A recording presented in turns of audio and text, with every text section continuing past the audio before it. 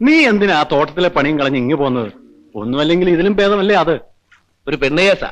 എന്താ സാഹിബിന്റെ ഭാര്യയെ കയറി പിടിച്ചോ? ഓടാ, അയാള് പെണ്ണൊന്നും കിട്ടിയിട്ടില്ല. ഇത് കേസ് വേറെയാ.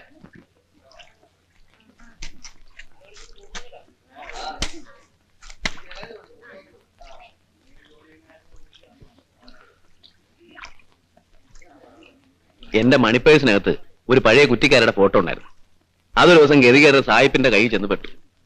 ഫോട്ടോ കണ്ടപ്പോ അയാൾക്കൊരു പൂതി. ഞാൻ പറഞ്ഞു, എന്നെ പൊന്നു മുതലാളി, അവളെ ഒരു ദരിദ്രവാസി കെട്ടിപ്പോയി. ഇനി ഞാൻ വിചാരിച്ചിട്ട് ഒരു കാര്യമില്ല. എവിടെ അയാളെ സമ്മതിക്കും? അവനവന്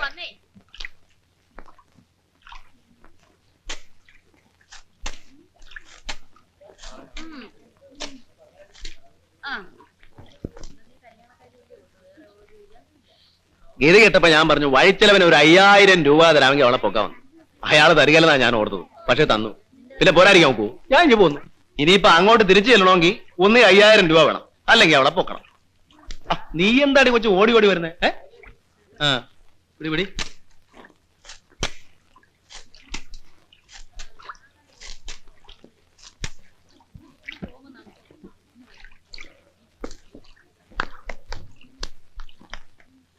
സായിപ്പിന്റെ പെരിയളയ്ക്ക് സുന്ദരിയുടെ പേര് ഞാൻ പറയട്ടെ. ഭൈമി. എടാ മിടുക്കാ.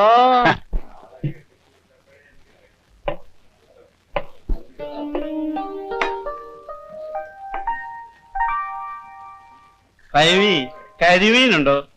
കരിമീനില്ല, വരാലേ ഉള്ളൂ. എന്തിനാ ഫൈമി വരാല്? നീ എന്ത് തന്നാലും അതൊക്കെ കരിമീനല്ലേ? പോടാ.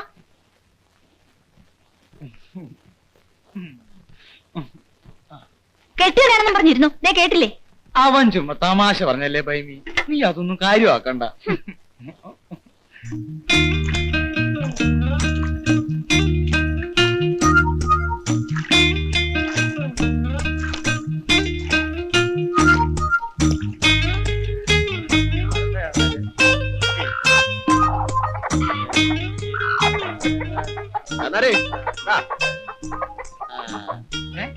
എവിടുന്നാടാ പരമു നിനക്ക് ഇത്രയും മുഴുത്ത വരാല് കിട്ടുന്നത്? തോട്ടിൽ ചില നല്ല കുട്ടികൾ കിടക്കും. ചാന്നാരിക്കാരെ ആരോട് ചെന്ന് പറയരുത്. പറഞ്ഞാൽ ചിലപ്പോ അവന്മാരും രാത്രി ഇറങ്ങി തോട്ടി തപ്പോടുന്നു. ഒഴുക്കുവെള്ളത്തിൽ ഇത്രയും വിളഞ്ഞ വരാല് കാണാൻ വഴിയില്ലല്ലോ. അപ്പം തിന്നാ പോരെ, കുഴിയിടുന്ന എന്തിനാ? വേണ്ടെങ്കി വാങ്ങണ്ട. ഒരുമാതിരി കള്ളന്മാരോട് വർത്താനം പറയുന്ന പോലെ. അല്ല, ഇതിപ്പം എവിടുന്നാണ്? എനിക്കെന്താ? കൊടുത്തേര് കൊടുത്തേര്.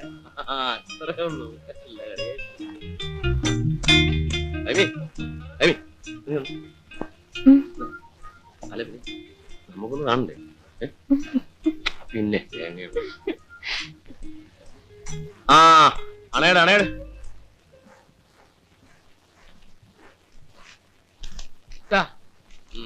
അത് മതി.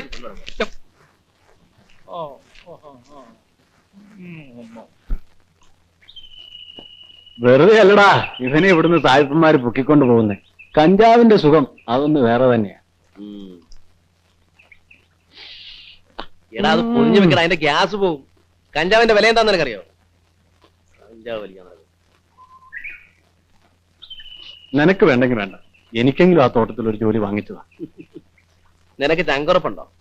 ഉണ്ടെങ്കിൽ എന്റെ കൂടെ വാ. കാശുണ്ടാക്കാനുള്ള വഴി ഇവിടെ തന്നെ ഉണ്ട്. കാവും കുളത്തില്. മീൻ പിടിക്കാനോ? ഒന്ന് പോടാ കഴുതേ. കാവും കുളത്തിൽ ഞാൻ ചൂണ്ടയിട്ടപ്പോ എന്റെ ചൂണ്ടയെ കുത്തിയത് മീനല്ല, തടിയാ. ഈട്ടിത്തടി. തടിയോ? ആ എഞ്ചിനീയറും ഉണ്ണിത്താനും കൂടെ സർക്കാരിന് അമുക്കിയ വക. കുറഞ്ഞതൊരു 10 ലക്ഷം രൂപയുടെ തടിയെങ്കിലും കാണും. 5 കഷ്ണം വെച്ച് ഓരോ ദിവസം പൊക്കിയാ പോരെ? ഒരു മാസം കഴിഞ്ഞാ പിന്നെ നമ്മൾ ആരാ? ഞാൻ കത്തിക്കാടാ. ഇല്ലേ?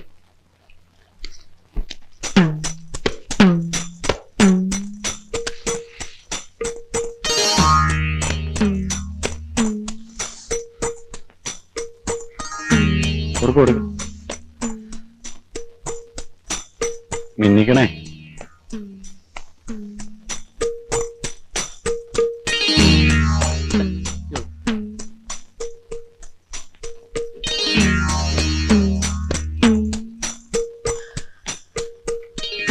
പരമേ ദിവസം 5 കഷ്ണം വീതം പൊക്കാതെ ഒരുമിച്ച് അടപടലെ അങ്ങ് പൊക്കിയാലോ? എന്നിട്ട് ചായക്ക് രാമാനും വള്ളത്തെ കയറ്റി ചങ്ങനാശ്ശേരി കൊണ്ട് വിൽക്കണം. ഐഡിയ കൊള്ളാവല്ലോടാ. മോഷണത്തിന്റെ കാര്യം പറഞ്ഞപ്പോ ചെക്കന്റെ ബുദ്ധി കളഞ്ഞ കണ്ടില്ലേ? ഏതായാലും ശരിക്കും പ്ലാൻ ചെയ്താ മതി.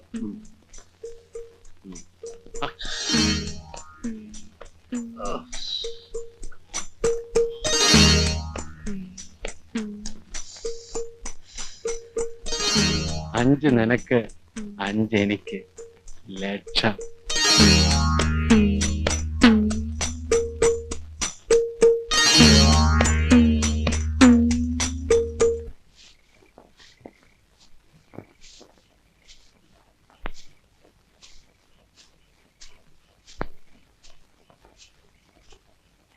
കുറച്ചുകൂടെ നേരത്തെ എത്തേണ്ടതായിരുന്നു.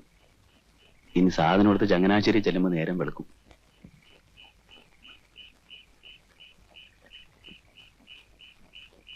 കുഴപ്പമൊന്നും ഉണ്ടായിരുന്നാ മതിയായിരുന്നു. ലൈറ്റ് താത്തി അടിക്കണം.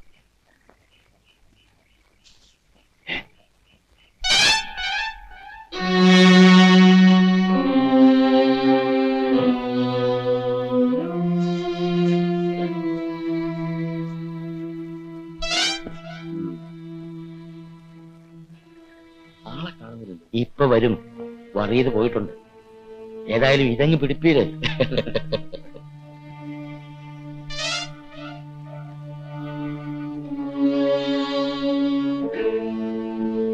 അധികം താമസിച്ചാൽ ഇനി പറ്റില്ല. രാവിലെ ഓഫീസ് സമയത്തിന് മുമ്പ് തിരുവനന്തപുരത്ത് എത്തണം.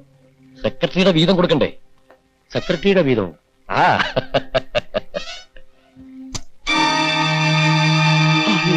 പിന്നെ ഇത് മുഴുവൻ എനിക്കുള്ളതാണെന്നാണോ വിചാരം? അത് കൊള്ളാം. Superintendent engineer, chief engineer, government secretary, ഇവർക്ക് എല്ലാവർക്കും കൂടി ഉള്ളതാ. അയ്യോ, പിന്നെ എന്തിനാ ഇത്രയും രൂപ ഇങ്ങോട്ട് കൊണ്ടുവന്നത്? അതെ, ഭാര്യയുടെ അടുത്ത് തിരുവനന്തപുരത്ത് പോകുന്നു എന്ന് പറഞ്ഞാണ് ഇറങ്ങിയത്. രാവിലെ പണം എടുക്കാൻ വേണ്ടി തിരിച്ച് വീട്ടിൽ ചെല്ലാൻ പറ്റുമോ? അതാ ഐഡിയ.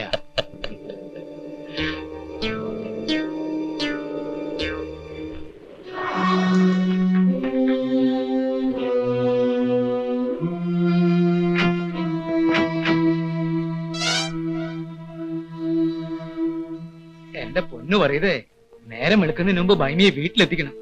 നാട്ടുകാരറിഞ്ഞാൽ ചാന്നാര് വെക്കും. നേരം വെളുക്കുന്നതിന് മുമ്പ് വീട്ടിലെത്തിക്കുന്ന കാര്യം ഞാനേ. വാ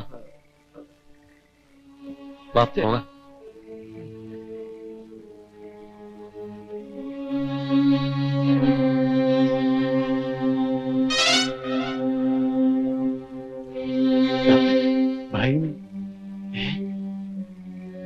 എടി കൂത്തച്ചി,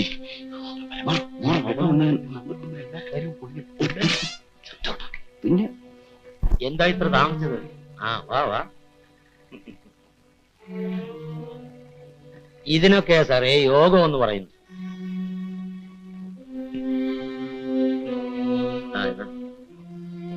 ഞാൻ അറിയതേ, നമ്മൾ എന്തിനാടാ ഈ സ്വർഗത്തിലെ കട്ടറുമ്പായി നിൽക്കുന്നത്? വാ പോവാം. ഉണ്ണിപ്പൻ, ഇതെന്ത് ചോദ്യമാ സാറേ? കാവും കുളത്തിനടുത്താണോ കുഴപ്പം? ഇവളോട് ചോദിച്ചേ. അല്ല, ഈ പണമൊക്കെ ഉള്ളതുകൊണ്ട് സാറിന് അത്ര സംശയമാണെങ്കിൽ ഇതിരിക്കട്ടെ, പിന്നെ തന്നാ മതി.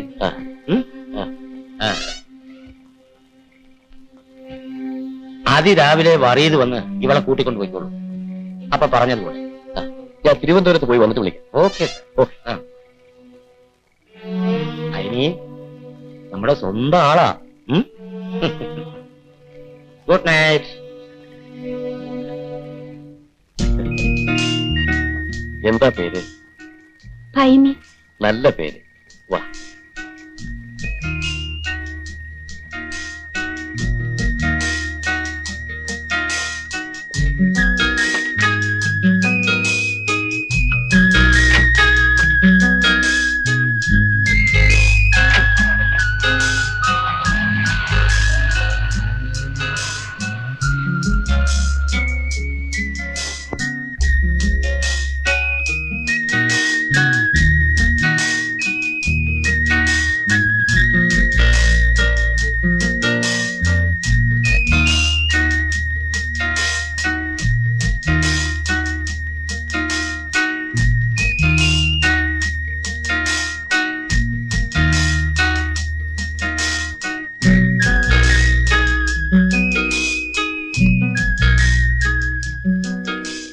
ഇവനെ ഞാൻ ഇന്ന് കൊല്ലും.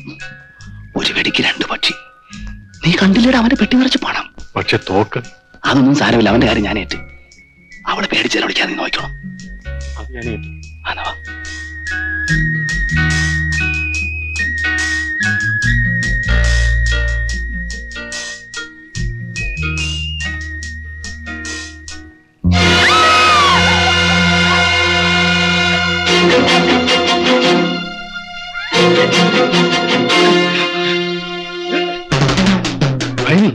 ഇത് ഞങ്ങളാണ്, പരമവും ജോണിയും.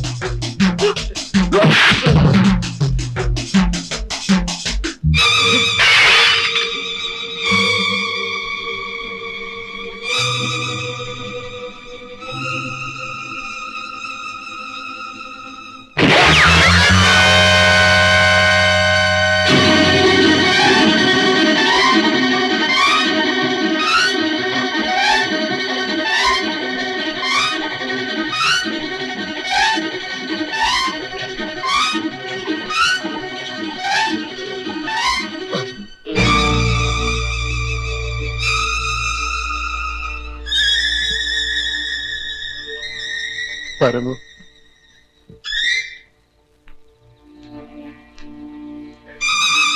പേടിക്കാതാ. നമ്മൾ 3 പേര് മാത്രമേ അറിഞ്ഞിട്ടുള്ളൂ. ഏതായാലും സംഭവിക്കാനുള്ള സംഭവിച്ചു.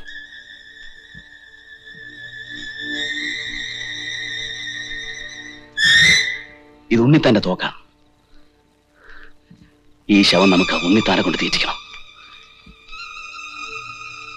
എടാ, ഒന്ന് ധൈര്യമായിട്ട് നിൽക്ക്. ഒരു കുഴപ്പം വരില്ല, ഞാനല്ലേ പറയുന്നേ.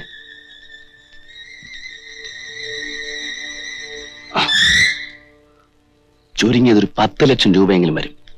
ജോണി, തൽക്കാലം നീ ഇതൊരു തൊളിച്ചു വയ്ക്ക്. നമുക്ക് വന്നിട്ട് പങ്കുവയ്ക്കാം. വന്നിട്ടോ? അപ്പൊ നീ എവിടെ പോകുന്നു?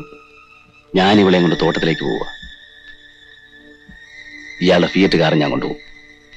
നീ വാ, നമുക്ക് ഈ ശവം തോക്കെടുത്ത് കൊടുത്തിടാം. നേ,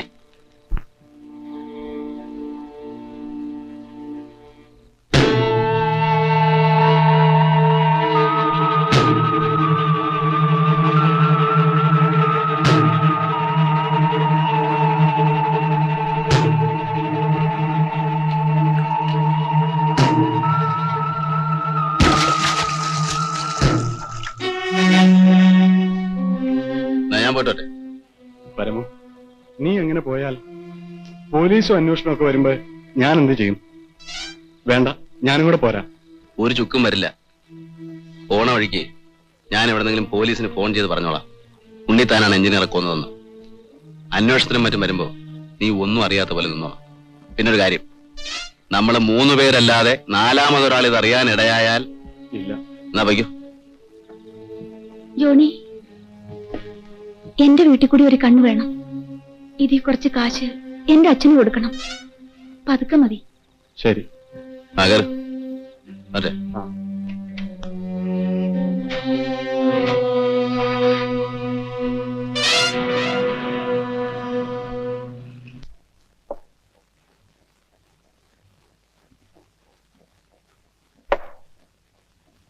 ജോണി, എന്റെ കൂട്ടുകാരനെവിടെ? എന്തോ പരമുവിനെ ഇന്ന് കണ്ടില്ല. മുങ്ങി കാണും. എന്റെ കൊച്ചേട്ട അതല്ലേ അവന്റെ സ്വഭാവം. മുങ്ങിയാലും പൊങ്ങും. ഇനി ഒരു 6 മാസം കഴിയണമെന്ന് മാത്രം. അതിലെ ഇതിലേക്ക് തെണ്ടി തിരിഞ്ഞ് വശക്കേടാകുമ്പോ അവനിങ്ങി എത്തും. അല്ലടാ ജോണി?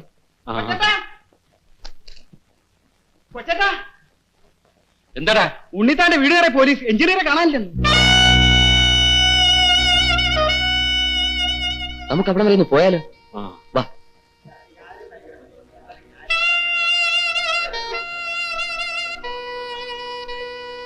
ഒന്ന് നീങ്ങി ഇങ്ങോട്ട് നീങ്ങി നിൽക്കണം. എവിടെ ഇടിച്ചു കയറണം?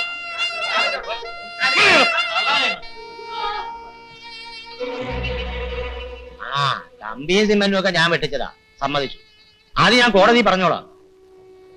പക്ഷെ എഞ്ചിനീയറെ ഞാൻ കൊന്നു എന്ന് പറഞ്ഞാൽ അയാൾ മരിച്ചു എന്ന് നിങ്ങളോട് ആര് പറഞ്ഞു? എന്നാൽ പിന്നെ അയാൾ എവിടെ?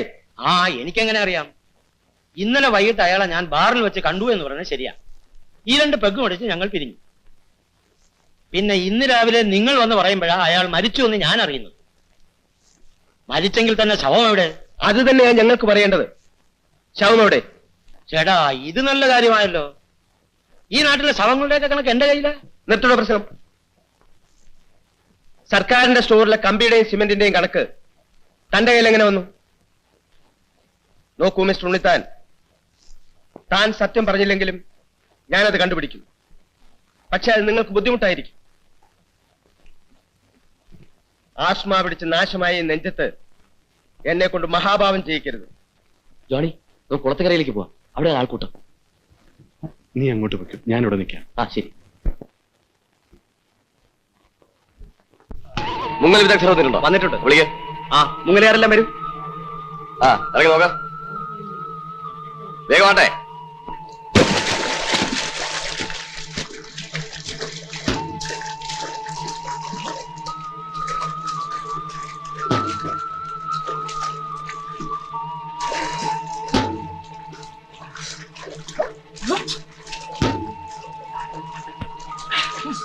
ബോഡി ഇവിടെ ഉണ്ടോന്ന് തോന്നുന്നു. എല്ലാവരും ഇങ്ങോട്ട് വാ. ഇവിടെ മാറി നിൽക്കാൻ കേറി നിൽക്കാൻ പറഞ്ഞപ്പോ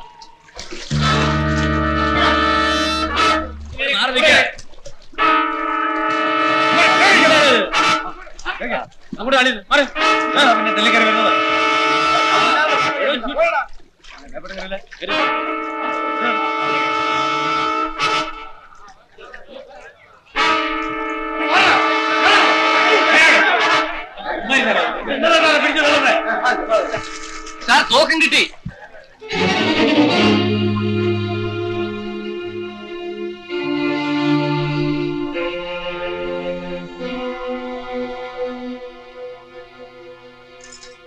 സാർ, ഇതാണ് ശവത്തിന്റെ കൂടെ കണ്ടെടുത്ത തോക്ക്.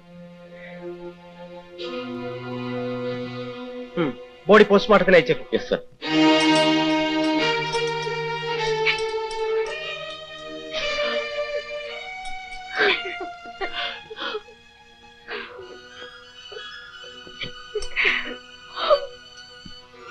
നടക്ക.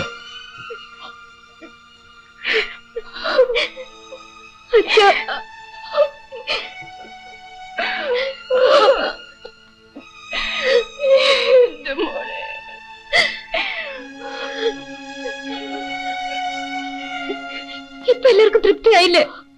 കുഞ്ഞെ, ഉണ്ട ചോറിന് നന്ദി കാണിക്കുന്നവനാണ് നീ വറിയത്.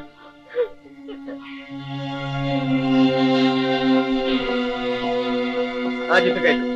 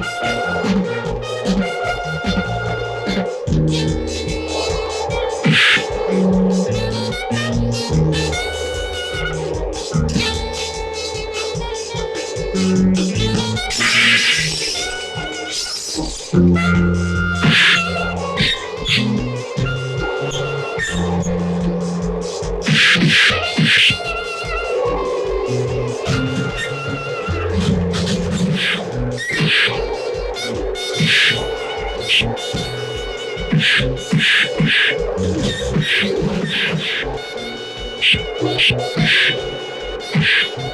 മിസ്റ്റർ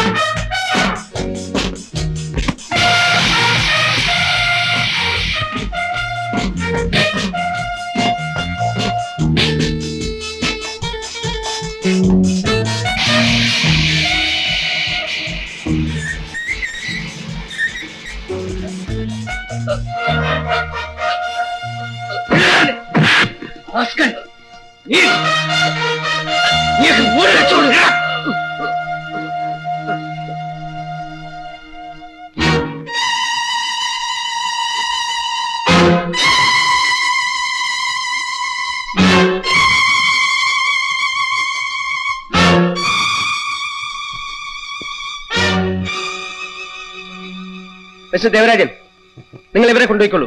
ഞാൻ കാടെടുത്ത് പിന്നാലെ വന്നോളാം. Yes sir. നടക്കടോ.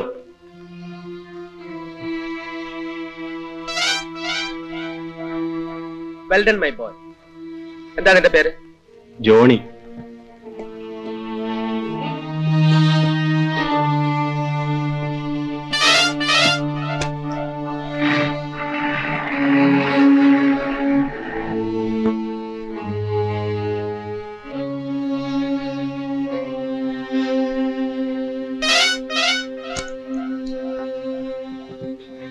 വണ്ടിയിൽ എന്തെങ്കിലും ഉണ്ടോ എന്ന് നോക്കൂ.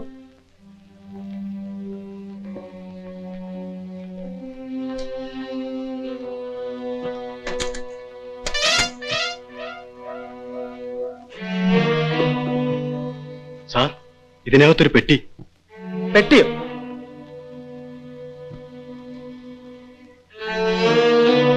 വെളിയിലെടുക്കൂ.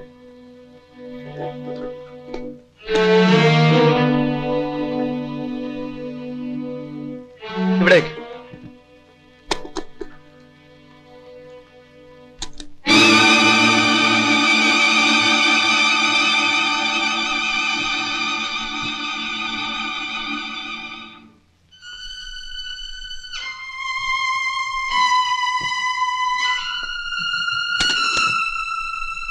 എടുത്ത് അകത്ത് വെക്കട്ടെ സാർ.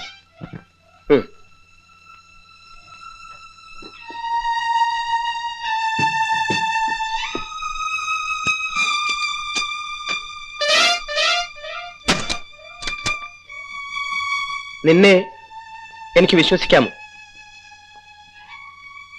നിന്നെ പോലൊരു ധൈര്യശാലി വിശ്വസ്തനുമായിരിക്കുമെന്ന് ഞാൻ കരുതുന്നു. എന്താ സാർ? ഈ പണം കള്ളപ്പണമാണ്, ബ്ലാക്ക് മണി. ഇത് കണ്ടുകെട്ടുന്നത് ബുദ്ധിമാനായ ഒരു പോലീസ് ഓഫീസർക്ക് ചേർന്നതല്ല. ഞാനും നീയും മാത്രമേ ഇത് കണ്ടിട്ടുള്ളൂ. ഈ പണം ഞാൻ ജോണി ഏൽപ്പിക്കാം.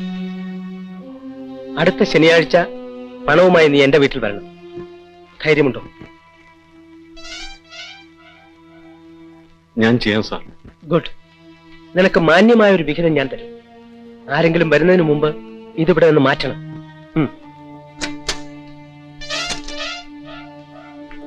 ഇങ്ങനെ കൊണ്ടുപോകണ്ട. ആ ചാക്കെടുക്കൂ.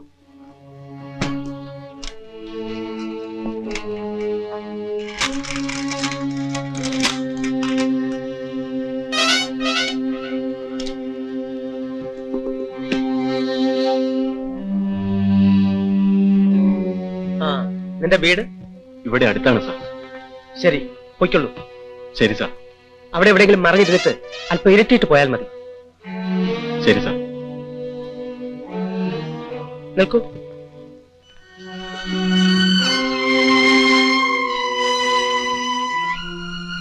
എന്നെ വഞ്ചിച്ചാൽ അതിന്റെ ഫലം എന്തായിരിക്കുമെന്ന് അറിയാമോ? ഒരിക്കലും ഞാൻ അങ്ങനെ ചെയ്യില്ല സാർ. ശരി, പൊയ്ക്കോളൂ.